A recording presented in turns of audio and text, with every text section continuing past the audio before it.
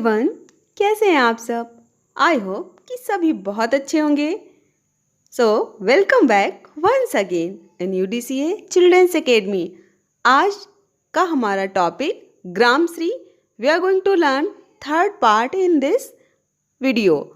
So first I will recap last two parts, then I will start this one. Okay, so you all are ready? Take your book, copy, pen and be ready. Gramshri कविता सुमित्रा नंदन पंत जी के द्वारा लिखित है।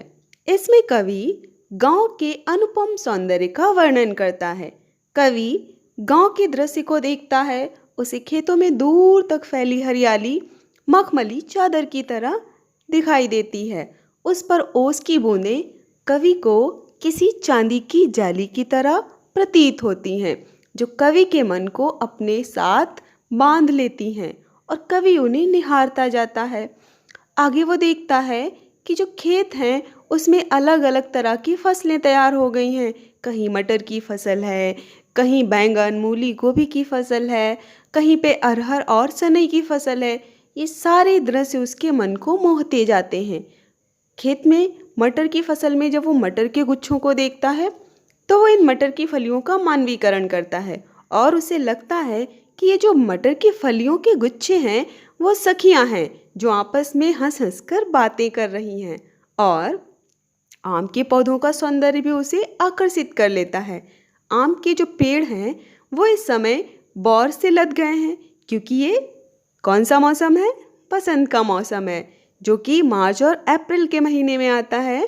हिंदी में हम जिसे फागुन का महीना कहते हैं, जिसमें हम होली का उत्सव भी मनाते हैं। सो आई होप कि you all know about it.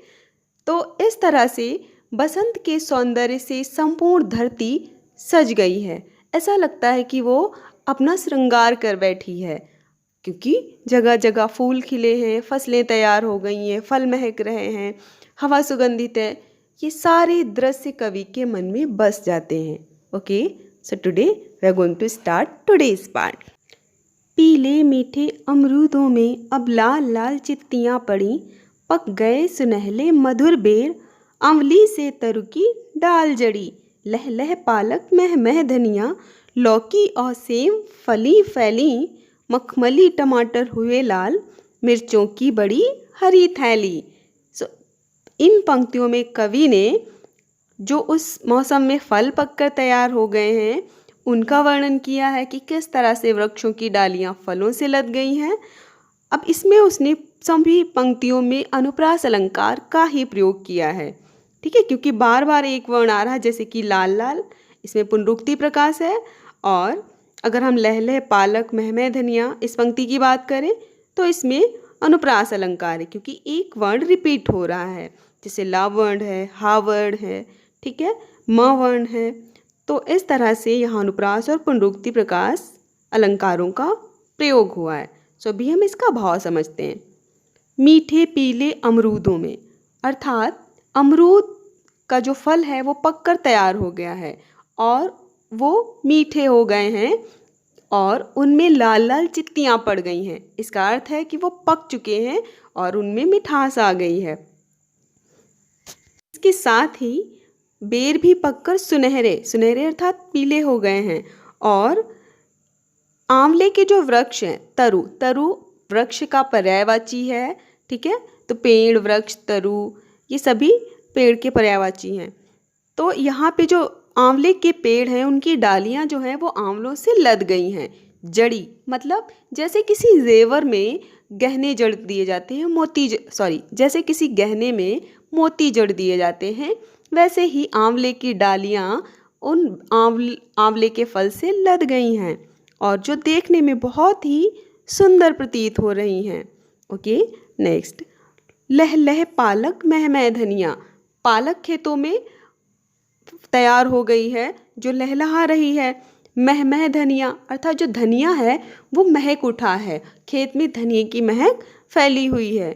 लौकी और सेम की जो फसलें हैं वो भी फल फूल गई हैं, अर्थात इनकी बेलें फैल गई हैं और उनमें फलियां भी लग गई हैं। मखमली टमाटर हुए लाल, और जो टमाटर है वो पककर लाल हो गया है मखमल की तरह। तो वो मखमली लग रहा है क्योंकि वो पककर लाल हो चुका है। मिर्चों की बड़ी हरी थैली, और मिर्च के पेड़ों में पौधों में मिर्च के जो गुच्छे हैं, ऐसा लग रहा है कि वो थैलियाँ हों, हरे रंग की पोटली हों जो उसमें बांध दी गई हों।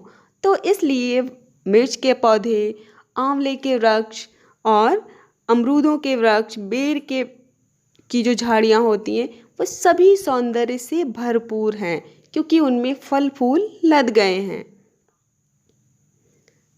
बालू के सांपों से अंकित गंगा की सतरंगी रेती, सुंदर लगती सरपत छाई, तट पर तरबूजों की खेती।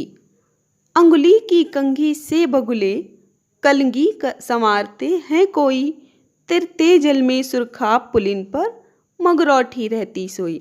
अब यहाँ पे इन पंक्तियों में कवि ने गंगा के किनारे जो रेत होती है, गंगा के किनारों की खेती, उसकी रेत के सौंदर्य का वर्णन किया है कि अब बालू के सांपों से अंकित, अर्थात जो गंगा नदी है उसके किनारे हैं, वहाँ जो रेत पड़ी रहती है उस पे वो बालू में जो आकृतियाँ बनी हुई हैं, क्योंकि जब नदी की लहरें आती हैं वो अपने साथ रेत का कुछ हिस्सा समेट कर ले जाती हैं और उनकी लहरों से वहाँ पे एक आकृति बन जाती है जो देखने में सांप की तरह प्रतीत होती है और देखने में वो सुंदर भी लगती है।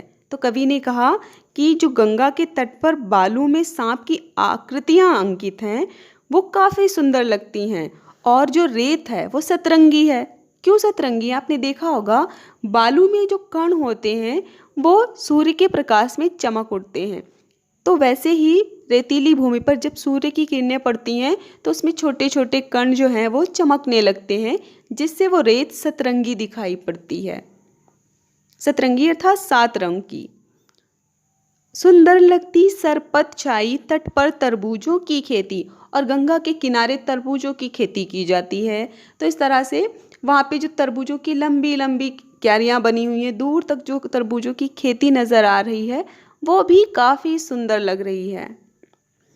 अंगुली की कंघी से कलंगी संवारते हैं कोई, तो वहाँ पे उसने कुछ कुछ पक्षी भी देखे, जैसे बगुला है, मगरौठी है, सुरखाब है, ये सब पक्षी भी कवि देखता है और उसका मन उस सौंदर्य से अभिभूत हो जाता है।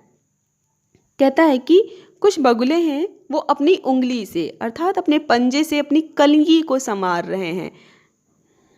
कलंगी जो उनके सर पे एक छोटी सी चोटी मालूम पड़ती है उसे कलंगी कहते हैं। तिरते जल में सुरखाप, और कहीं तालाब में सुरखाप पक्षी तैर रहे हैं, वहीं पुलिन पर मगरौठी रहती सोई। पुलिन अर्थात किनारे पर, जहाँ मगरौठी तालाब के जल में तैर रही है, वहीं सुरखाप पक्षी जल में तैर रहे हैं और मगरौठी किनारे पर सोई हुई है। तो इस तरह से कवि ने गांव के संपूर्ण दृश्य का, संपूर्ण सौंदर्य का बहुत ही मनोरम वर्णन किया है, जिसमें गंगा के किनारे खेतों में जो फसलें हैं और जो तालाब में पक्षी हैं वो किस तरह से वहाँ अपना जीवन बिताते, किस तरह से वहाँ पे रहते हैं और उसकी सौंदर्य को दोगुना कर देते हैं, इन सभी का बहुत ही सुंदर वर्णन किया है। So guys, I hope you learn these lines also. Now look at the slide. There are some difficult words, important facts about the poem, question answers for the homework, and in next part we will learn last stanza of this poem, and I will summarize also this poem.